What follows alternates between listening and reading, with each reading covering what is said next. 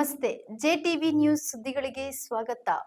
ಕಲಬುರಗಿ ನಗರದ ಗುಬ್ಬಿ ಕಾಲೋನಿನಲ್ಲಿ ಇತ್ತೀಚೆಗೆ ನಡೆದ ರವಿ ಗುತ್ತೇದಾರ ಕೊಲೆ ಪ್ರಕರಣಕ್ಕೆ ಸಂಬಂಧಿಸಿದಂತೆ ಪೊಲೀಸರು 5 ಆರೋಪಿಗಳನ್ನು ಬಂಧಿಸಿದ್ದಾರೆ.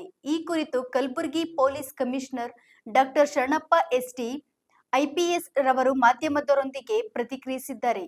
ಎಂಪಿ ನಗರ ಪೊಲೀಸ್ ಸ್ಟೇಷನ್ ವ್ಯಾಪ್ತಿಯಲ್ಲಿ ಒಂದು ಕೊಲೆ ಪ್ರಕರಣ ವರದಿಯಾಗಿತ್ತು. ಅದರಲ್ಲಿ ಮೃತರಾದ ಹೆಸರು ರವಿಚಂದ್ರ ಗುತ್ತೇದಾರ ಅಂತ, ಸುಮಾರು 39 ವರ್ಷ. ಅವರು ಸ್ವಂತ ಒಂದು ಹೋಟೆಲಲ್ಲಿ ಕೆಲಸ ಮಾಡ್ತಿದ್ರು ಮತ್ತು TMD ಕೂಡ ಇಟ್ಕೊಂಡಿದ್ರು. ಅವರಿಗೆ ಮಾರಕಾಸ್ತ್ರಗಳಿಂದ ಚುಚ್ಚಿ ಕೊಲೆ ಮಾಡಿದ ಒಂದು ಪ್ರಕರಣ ವರದಿಯಾಗಿತ್ತು. ತಕ್ಷಣ ನಮ್ಮ ಸ್ಥಳೀಯ ಪೊಲೀಸ್ ಇನ್ಸ್ಪೆಕ್ಟರ್ ಅವರಿಗೆ ನಿರ್ದೇಶನ ನೀಡಲಾಗಿತ್ತು. ವಿತಿನ್ 48 hours 5 ಜನ ಆರೋಪಿಗಳನ್ನು ಬಂಧಿಸುವಲ್ಲಿ ಯಶಸ್ವಿಯಾಗಿದ್ದಾರೆ. ಅದರಲ್ಲಿ ಬಂಧಿತರಿಂದ ವಿಸ್ತೃತವಾಗಿ ವಿಚಾರಣೆ ನಡೆಸಿದ ಪ್ರಕಾರ ಇವನು ಮೃತ ರವಿಚಂದ್ರ ಇದ್ದಾರೆ, ಅವನಿಗೆ 2 ಕಾರಣಗಳಿಂದ ಕೊಲೆ ಮಾಡಿರೋದು ತನಿಖೆಯಿಂದ ಬಂದಿರುವಂಥದ್ದು. ಒಂದು ಹಳೆಯ ಒಂದು ವೈಯಕ್ತಿಕ ದ್ವೇಷ. 2020ರಲ್ಲಿ ರೂಜಾ ಪೊಲೀಸ್ ಸ್ಟೇಷನ್ನಲ್ಲಿ ಒಂದು ಕೊಲೆ ಪ್ರಕರಣದಲ್ಲಿ ರವಿಚಂದ್ರ ಭಾಗಿಯಾಗಿರ್ತಾನೆ. ಅದರಲ್ಲಿ ಯಾರು ಮೃತ ಆಗಿದ್ದಾರೆ, ಮೃತನ ಸಹೋದರ ಈ ಥರ ಕೊಲೆ ಪ್ರಕರಣದಲ್ಲಿ ಭಾಗಿಯಾಗಿರುವಂಥದ್ದು. ಮತ್ತು ಅವನ ಸಹೋದರ ಯಾರೀಗ ಇಮ್ತಿಯಾಜ್ ಅಂತ ಈ ಪ್ರಕರಣದಲ್ಲಿ ಆರೋಪಿ, ಅವನ ಸ್ನೇಹಿತ ಸಮೀರ್ ಅಂತ ಇದ್ದಾರೆ. ಸಮೀರ್ಗೂ ಕೂಡ ಇವನನ್ನು ಕೊಲೆ ಮಾಡಲಿಕ್ಕೆ ಒಂದು ಉದ್ದೇಶ ಇತ್ತು. ಬೇಸಿಕಲಿ ಏನಂತಂದರೆ, ಸಮೀರ್ನ ಒಂದು ಅಣ್ಣ ಅವನಿಗೆ ಕುಡಿತದ ಚಟಕ್ಕೆ ಪರಿಚಯ ಮಾಡಿದ್ದು ರವಿಚಂದ್ರ ಅಂತ. ಮತ್ತು ಅವನ ಹೆಚ್ಚಿನ ಕುಡಿತದಿಂದ ಅವನು ಮೃತಪಟ್ಟಿದ್ದಾನೆ. ಇವನಿಂದ ಅವನ ಅಣ್ಣನ ಬಾಳು ಹಾಳಾಗಿದೆ ಅಂತ ಸೇರಿಕೊಂಡು, ಮತ್ತು ಇಮ್ತಿಯಾಜ್ ಏನಿದ್ದಾರೆ ಅವನ ತಮ್ಮನಿಗೆ ಏನು ಕೊಲೆ ಮಾಡಿದ್ದಾರೆ ಇವನು ರವಿಚಂದ್ರ ಅಂತ, ಅವರಿಬ್ಬರೂ ಸೇರಿಕೊಂಡು ಅವರ ಸ್ನೇಹಿತರ ಜೊತೆ ಪ್ಲ್ಯಾನ್ ಮಾಡಿಕೊಂಡು ಇವರಿಗೆ ಮಾರಕಾಸ್ತ್ರಗಳನ್ನು ಹತ್ಯೆ ಮಾಡಿದ್ದಾರೆ. ಈಗಾಗಲೇ ಒಟ್ಟು 5 ಜನ ಆರೋಪಿಗಳನ್ನು ಬಂಧಿಸಲಾಗಿದೆ. ಅವರಲ್ಲಿ ಬಂಧಿತರಾದವರ ಹೆಸರು ಅಬ್ದುಲ್ ಇಮ್ತಿಯಾಜ್ ಅಂತ. ಇವನು ಬೇಸಿಕಲಿ ರೋಜಾ ಪೊಲೀಸ್ ಸ್ಟೇಷನ್ ಲಿಮಿಟ್ಸಲ್ಲಿ ಒಂದು ಆಟೋದ ಸಾಮಾನುಗಳ ಒಂದು ಅಂಗಡಿ ಇಟ್ಕೊಂಡಿದ್ದಾನೆ. 2ನೇ ದಿನ ಸಮೀರ್ ಅಂತ ಅವನು ಆಟೋ ಚಾಲಕನಾಗಿದ್ದಾನೆ. ಮತ್ತು ಅವರು ಸಹಚರ್ ಆಗಿರುವಂಥ ಮೊಹಮ್ಮದ್ ಸರ್ಫರಾಜ್ ಎಲೆಕ್ಟ್ರಿಷಿಯನ್ ಇದ್ದಾರೆ. ನೆಕ್ಸ್ಟ್ ಮೊಹಮ್ಮದ್ ಖಲೀಲ್ ಅಂತ ಇವನು ಫೋಟೋಗ್ರಾಫರ್ ಆಗಿ ಕೆಲಸ ಮಾಡ್ತಾರೆ. ಮತ್ತು ಇನ್ನೊಬ್ಬ ಆರೋಪಿ ಮೊಹಮ್ಮದ್ ಫಸೀವುದ್ದೀನ್ ಅಂತ, ಇವನು ಗೌಂಡಿ ಕೆಲಸ ಮಾಡ್ತಾ ಇದ್ದಾರೆ. ಒಟ್ಟು 5 ಜನ ಆರೋಪಿಗಳು ಈ ಪ್ರಕರಣದಲ್ಲಿ ಬಂಧನ ಮಾಡಿದ್ದಾರೆ.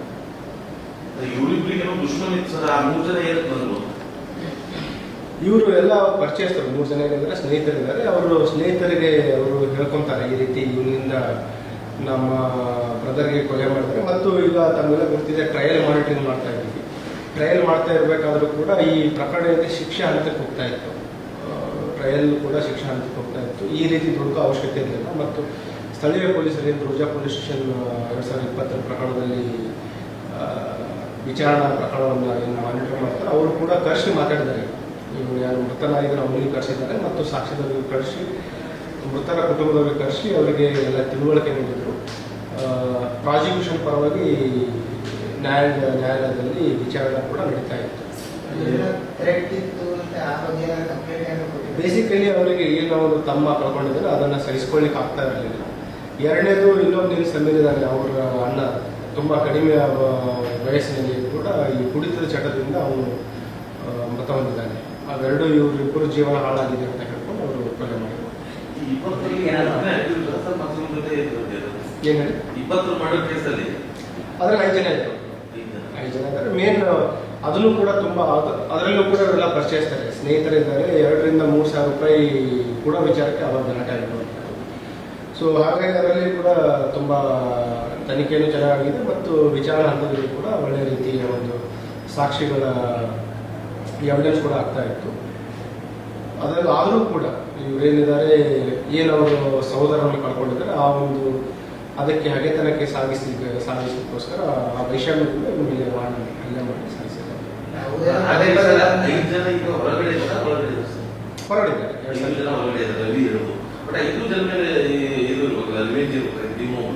ಮೇನ್ ಇವನಿಂದನೇ ಆಗಿಲ್ಲ.